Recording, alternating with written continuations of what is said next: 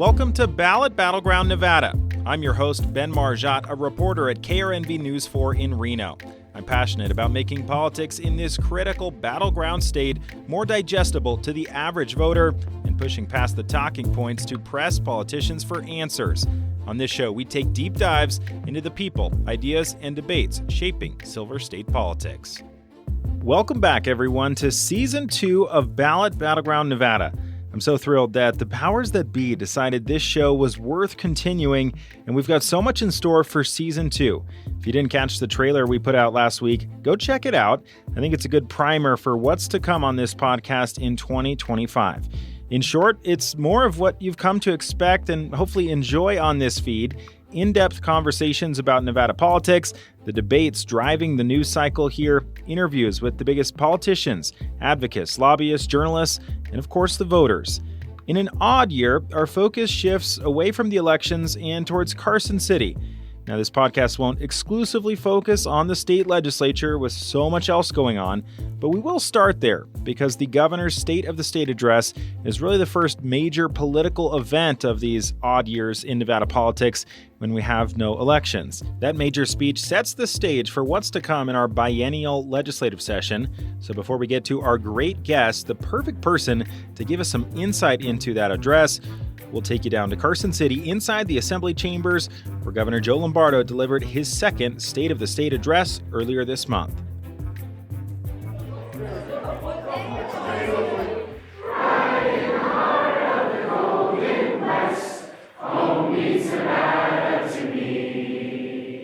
His Excellency, the Honorable Joe Lombardo, Governor of the State of Nevada, is at the bar of the Assembly.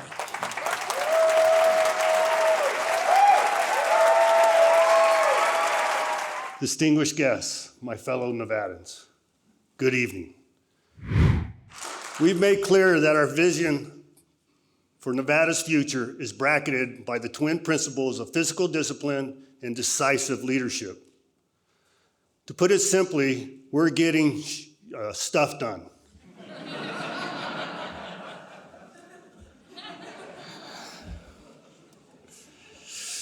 Without hesitation, I can confidently say after 24 months in office, we are running government. Government is not running us. This is a budget that's centered and balanced on the promise of not raising taxes. My fellow Nevadans, I stand before you to tell you that the state of our state is steadily improving. We are certainly headed in the right direction, and the outlook is positive. I want to invoke the genius of Lincoln and Jefferson to let us reaffirm that in this chamber tonight, there are no Republicans, no Democrats, just regular Nevadans who are bonded by our shared history that teaches us again and again there are no challenges we cannot overcome if we summon the will to work together. God bless Nevada. God bless you. And God bless America. Thank you. I want to say a couple things. One, I think that bipartisanship tone that Governor Lombardo struck is very encouraging. We've wanted that all along. We wanted that last legislative session. I don't think we always got that last legislative session, but there's a lot of work that remains to be done. We have some real concerns about the budgets that's being proposed. I do not believe that the budget that was proposed is balanced. It looks like the ongoing expenditures are more than the revenues.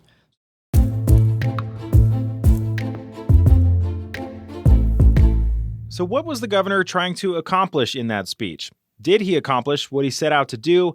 And how did his message resonate with the public and state lawmakers?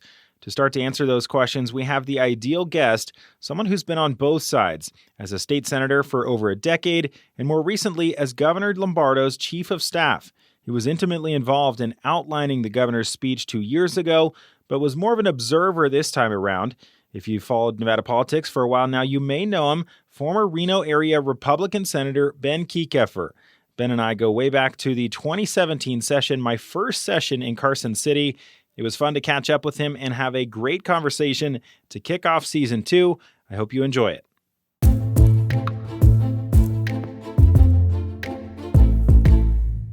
It is the Ben Show for Episode 1 of Season 2 of Ballot Battleground Nevada. Former Senator Ben Kieckhefer in the studio today. Thank you so much for coming in, Ben. We appreciate it. My pleasure. Thanks for having me, Ben. It brings me back to all the times that I would try and flag you down inside the legislative building in Carson City. And I don't have to tell you how crazy and hectic those sessions are for you guys, but also for us reporters. And it's like, can I have 3 minutes to get an interview?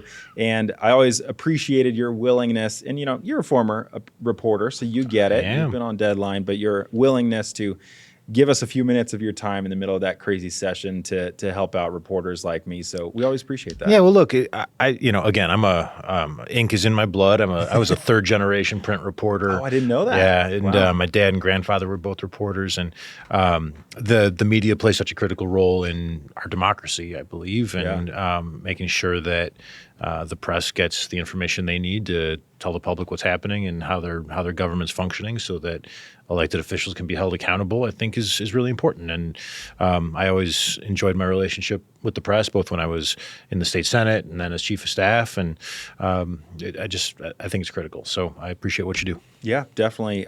How, just out of curiosity too, I'm sure we've talked about this in the past, but the turn from politics reporter for the Associated Press to a couple different roles. I think you worked for Jim Gibbons, former governor, and eventually state senator. What made you want to go from the watchdog journalism side to the actually writing the law side as a lawmaker? I'd covered the legislature in Illinois for a session. I covered the legislature here in Nevada for a session, covered the cops in Chicago, covered Reno City Hall for the RGJ for a while, eventually moved over into the PR and journalism side. And I felt like from what I'd seen, from what I'd learned about the process, about state programs and things like that, I just thought I could do the job. And, I think sometimes there's value in jumping over that line from being either a critic or an observer to a doer. And I decided to make the jump back in 2009 was really when I started to run. And the 2010 election, managed to get elected to the Senate, and went on from there. So it was a fun transition. I enjoyed it. Yeah, over a decade as a lawmaker in Carson City, but you've worn a handful of different hats, former chief of staff to Republican Governor Joe Lombardo, maybe most recently, Nevada Gaming Commissioner. You're on the Tahoe Regional Planning Agency, and now you're doing some consulting work. So I imagine I will see you down in Carson City quite a bit over the next few months. Yeah, look, it's been a transition back towards the private sector. It's been good. I'm enjoying it. So happy to be able to continue to do this type of work though as well. Given all of those roles that you've had, kind of seeing this process, seeing how the sausage is made from all angles, what's something that stands out to you about Nevada politics? What makes it so unique now, having kind of observed it for 10, 15 years now? Look, I think Nevada is still a place where you can do a lot of good pretty quickly if you're willing to work together with people. The partisanship that I think, emanates D.C. and a lot of state capitals around this country is something that we can overcome pretty quickly here in Nevada. It's one of the things that I love about this state, that people generally, when you get together, can work together. I think it's one of the benefits of our part-time legislature. I know that there are plenty of people who disagree with me about that, but I think that having people who have full-time lives and jobs and all those sorts of things make it so that when you get into the legislative building, you bring a lot of different perspectives, and most people don't think they know everything. And you got to try to be a generalist and work with people who know more than you, and acknowledge that sometimes that's the other party. And when you do that, you can really get a lot of stuff done. It is cool knowing that there are lawyers and doctors and dentists, but also plumbers and teachers and people that have held all sorts of different careers that kind of put their careers on pause for 5 or 6 months to do this thing in this 120-day session, which is a crazy time crunch, which we'll get into. But as someone who's been on both sides of the aisle, not politically, but I should say, as Governor Lombardo's chief of staff and kind of watching him in the last State of the State address, but also being a state senator and kind of waiting to hear what the governor's priorities will be for the session that you're about to embark upon. What is the governor trying to accomplish in a State of the State address? And then as a lawmaker, what are you listening for and expecting to hear in a speech like that? So I think from the governor's perspective first, it's really an effort for him to set a tone for the upcoming session. And, you've seen some in the past that have been very combative. I think what you saw from Joe Lombardo on January 15th was an effort to reach back across the aisle after a pretty contentious election season and say, let's work together. work with me. These are the priorities that I have. I hope that you share them. And if you do, then come work with me. If you don't like what I'm proposing, offer alternatives. But really reached back across the aisle, not just to legislators generally, but particularly to Democratic legislators in the majority party who, there were some battles during the election that we now need to get over for the sake of governing.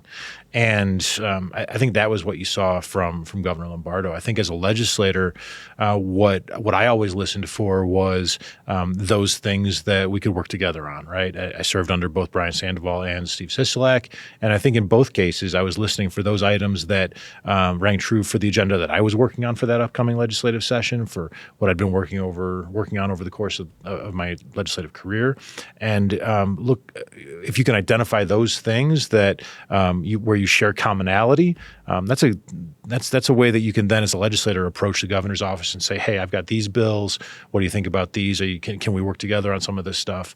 And when you do that, and you do that early in the process, so that the policy staff knows, what you care about, what's coming, you can collaborate with the governor's office pretty well. Yeah. The headline from the AP story was, governor reaches out in bipartisan fashion to work with lawmakers on housing and healthcare. And that was really the overall tenor of the speech.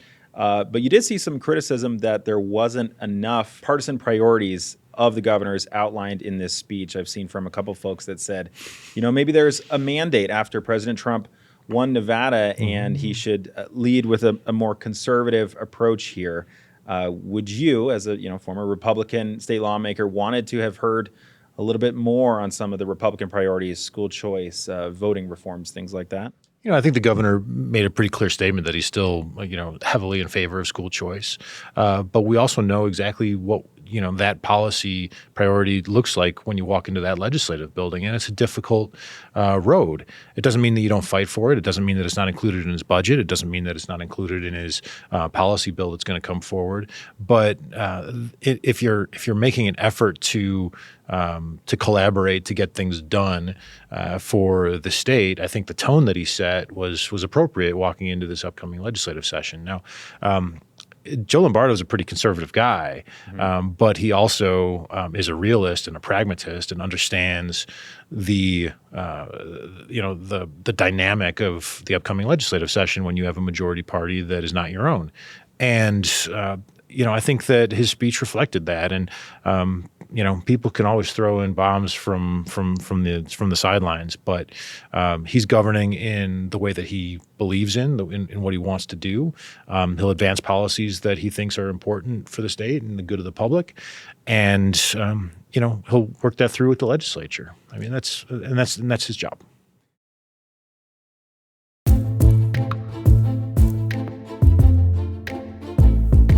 I hate to even look ahead too much to 2026 in the midterms just yet, but from your experience being in the building, helping craft the speech that he delivered a few years ago, do they kind of see it, since he does have this audience, maybe one of the biggest audiences that he will have over the next year and a half until it really is the thick of election season?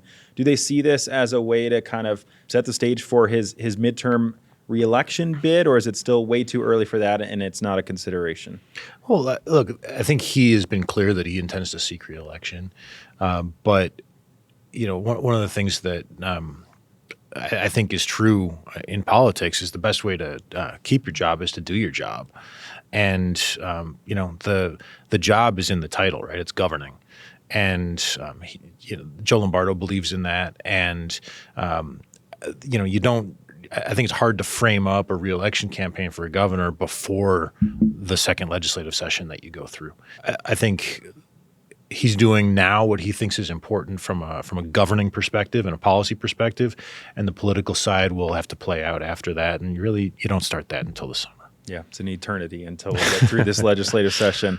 I'll tick through some of the kind of major policy proposals that he outlined in that speech for people who might have missed it or missed our coverage, for people who are encountering the state of state for the first time. He talked about launching a new HR system, which has had a couple wrinkles, but that system has been up and running now, lowering the state worker employee vacancy rate, I think cutting that in half, and of course adding $2 billion to the K-12 education budget in the last session. He outlined his budget for the next 2 years, which was $12.7 billion. The rainy day fund is going to have a record high balance of $1.3 billion. And for folks who might not know, that fund was emptied out, right? Completely drained during the COVID-19 pandemic. On the education front, trying to make teacher raises permanent, not just a one-time thing, and then extending those teacher pay raises to all charter school teachers. Yeah. To sum that all up, he said the state of our state is steadily improving, but that we need to remain vigilant, or I forget the exact word that he used, but cautious with how we're spending our money because we never know when we might encounter another economic downturn. He also said he was declining millions of dollars in state agency requests for more funding. What stood out to you about those proposals, or is that kind of what you were expecting given how the last session and the last few years have played out?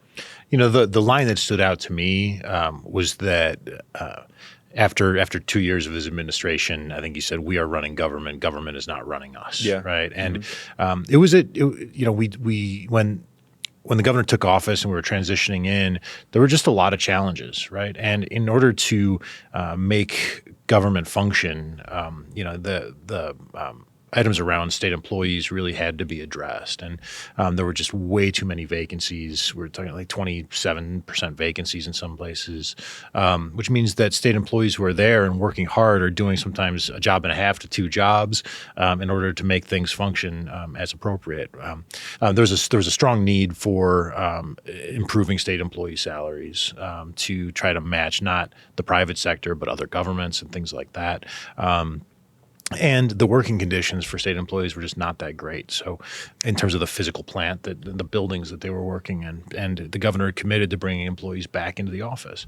So, when we looked at all those things combined, in the first couple of years, created new working conditions and new spaces for people to work, new buildings that are much nicer than some of the buildings they were working in previously. Employees over the first 2 years of the administration got a cumulative 23% increase in their salary, which was a massive help for a lot of state employees. Bringing them back into the office was a critical part of that. There's been great collaboration, and that's been a tremendous success. And coupled that with changes in how the HR system works so that state agencies can hire people more efficiently and more effectively. And you've got a government that's really sort of functioning again. And that gets back to this idea of, doing the job. And now that that's happening, I think that we're seeing that translate into better customer service, and that, it's not often that a governor wants to talk about how the state government functions, right? But I think it said something about Joe Lombardo that it was a focus of his State of the State address, frankly, in both years of his first term, that getting the government to function and serve the people more effectively and efficiently was a priority of his. And I think that says a lot about what he sees the role of government as. Not the sexiest thing when you're talking about a new HR system or whatnot, but no. That stuff does matter to the state workers and people that are encountering government throughout all the different government agencies. It really translates into service on the ground, right? And if you think of government as a service organization, which is what the governor does, then having it function properly is critical. Let's talk about the budget that he presented. As I said, $12.7 billion. But we started to hear in the hours after the speech when we spoke to Democratic lawmakers who said, I think fuzzy math was the phrase from Assembly Speaker Steve Yeager. They were not sure at that point if the budget really added up, was kind of their words, worried about a structural deficit. They go through the long weekend. I think it was a 3-day weekend, maybe come back on that following week. It's the first budget hearing, and all of a sudden we learn the governor's office, director of the Office of Finance, has been let go. Tabitha Mueller of the Nevada Independent reported she was fired. There's a new person in that role.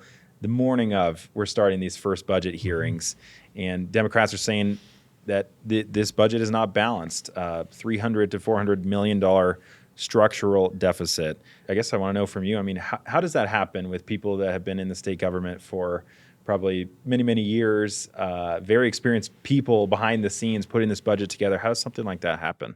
Well, yeah, I think first you need to understand there's no deficit in the governor's budget. There is enough money between revenue and cash on hand to cover every single expense that the governor proposed, right? So a lot of these discrepancies are more related to what people would traditionally think of as bookkeeping rather than actual deficit, because a deficit doesn't exist. Some of the issues that arose were from some mistakes that were made related to how funds were accounted for. There were some things were considered for reversion that shouldn't have been reverted, and what that would mean is it was something that was appropriated in 23 to be spent. It wasn't spent, so it was sort of sent back to the bank account so you could spend it again, but it shouldn't have been because those funds were obligated. So some of those expenditures had to be moved to cash on hand that had been thought of as ongoing revenue, things like that. Mm-hmm. But really, these are discrepancies in sort of categories of spending, the color of the money, whether it's one-time money or ongoing revenue.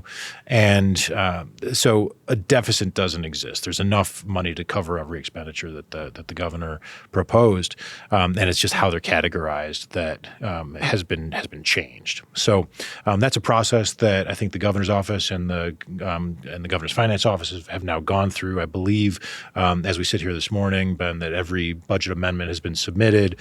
And through that process, there's both structural balance, which is what the legislature had been talking about, and the minimum ending fund balances are above 5%, which is the statutory requirement, and the only statutory requirement, frankly, for the governor's budget. Look, I think through this process, some errors were made, and the Chief of Staff Cherry was quick to accept responsibility for that. Yeah. And when he did that, I think you just have to say, okay, right on you, and move on. And I know the governor's office has, and the governor's spending priorities remain the same, and there's enough money for all of it.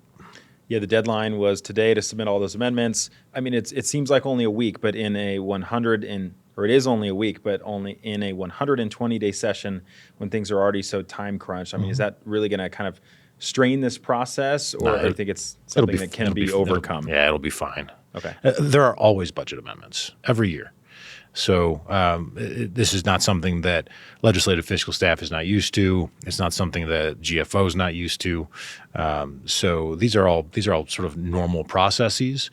It got a lot of headlines, but the concept of there being adjustments to the governor's recommended budget after it's initially submitted it happens every session. But not to the tune of hundreds of millions of dollars, right? I mean, because I don't remember covering anything quite like this in the time that I've been covering Nevada politics. Yeah, these adjustments got made really before session even started, right? So that might be somewhat unique, having this, the scope of these amendments moving over before session starts. But if you look at the size of budget amendments that get sent over, they can be substantial, particularly after as late as May, right after the Economic Forum meets to reproject revenues for the next biennium. Right, the Economic Forum is the body that projects how much money we're going to have, and that body meets at the beginning of May to give the final numbers, and those numbers can move up and down by hundreds of millions of dollars, and budget amendments will get sent over to accommodate those changes.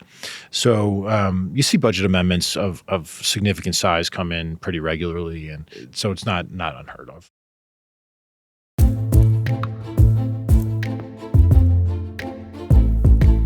And explain for our listeners, too, the backdrop of all this is essentially we're coming out of the COVID era. Funding from the federal government from all of the COVID recovery bills has ended or is ending. State revenues, right, are pretty steady. They're not really increasing drastically. And so is it kind of a situation where we're having to figure out how to live within our means as Nevada, where we've been used to kind of having all the support from the federal government over the last 3-4 years now?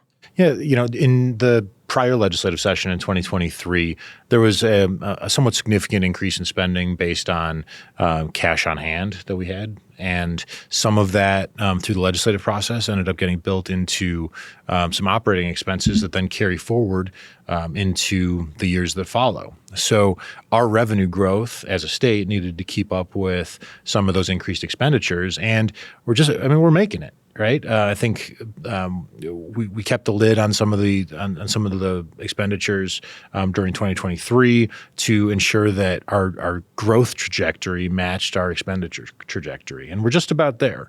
So I think that's why you're not seeing proposals for massive increases in spending anywhere, because really we're matching the growth that was approved 2 years ago. So it's I think we're back to a level of normalcy when it comes to what's available for new appropriations in a legislative session. And, we shouldn't expect that the federal government's just going to keep pumping money into the state like that. And that's a good segue into the 120-day legislative session, which starts on Monday down in Carson City. They'll gavel in, and it's a sprint to the finish on one of those first days in June. What are the biggest fights going to be about in this legislative session? Because, we've both observed a handful of these sessions. We know they start out with kind of this bipartisan tone inevitably towards the end, whether it's school choice, opportunity scholarships, or other things in the past. I mean, what are you expecting in terms of where Democrats and Republicans are really going to butt heads over the next 120 days? I don't know exactly which items are going to have that partisan feel about it. I think that there's some issues shaping up that may cross partisan lines that may have a lot of attention put on them in the upcoming session. You've got this fight between Uber and the trial lawyers over capping attorneys' fees. Obviously, the Supreme Court just threw out the ballot question, but I think there's still rumblings that a lot of the plaintiffs' bar want to run some sort of anti-Uber bills during the session. That could turn into a big fight. You've still got all of the dynamic about a film tax credit proposal for primarily Southern Nevada, but one that could affect statewide.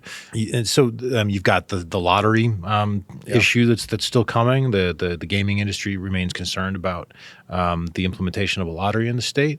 So those are three sort of like big top line issues that I think could dominate. When it comes to the partisan things, I think Republicans are still steadfast in their fight for school choice and expanding opportunities for students that are trapped in schools that are just not doing the job for them. And it's something that the governor believes in. I know it's something that he's going to continue to champion. So I could certainly see that as one of the issues that dominates sort of the partisan divide in the upcoming legislative session. It's been a tough one in prior sessions, and I don't see either side having significantly moved on it. Although voters clearly have, right? I think voters have demonstrated their belief that some school choice is a good thing.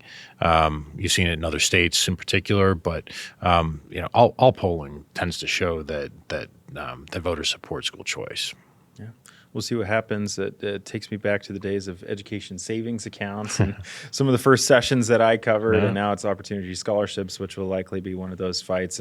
Governor Joe Lombardo said after the speech to reporters that, yes, those will be back. It might be rebranded under a different name, but surely that'll be one of the more contentious issues to come over the next 4 months or so. How much are we going to see you down there, Ben? It's friendly face. It's good to see you down there from time to time. Appreciate it. Yeah. Hopefully you're down there a decent amount. Maybe not as much as before, but yeah. Well, certainly not as much as before. It's sort of to be determined. I did it as a reporter. I was there every day. I was senator, chief of staff. I served as a PIO for a state agency during sessions. Look, this is my first time doing this on a consulting basis, and I don't know. We'll find out. Okay. Well, we're all going to discover what's to come in the next 4 months. Former Senator Ben Kieckhefer, former Chief of Staff for Governor Joe Lombardo. It's been a pleasure having you on the show. Best of luck as you kind of embark on a newish chapter for you, but still a familiar-ish role being in those parts in Carson City. So. Well, I appreciate it, Ben. Thank you. Congratulations on season 2. I'm sure it's going to be a smashing success. So good luck, and I'd be happy to come back anytime. We appreciate it. Thank you.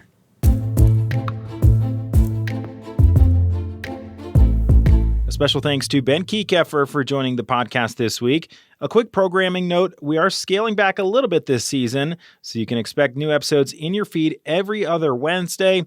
So episode 2 will be coming at you on February 12th. Until then, if you have guest ideas, episode ideas, questions, comments, compliments, concerns, anything at all, we want to hear from you. Shoot us an email to bjmargiott, Margiott, at sbgtv.com and put Ballot Battleground Nevada in the subject line.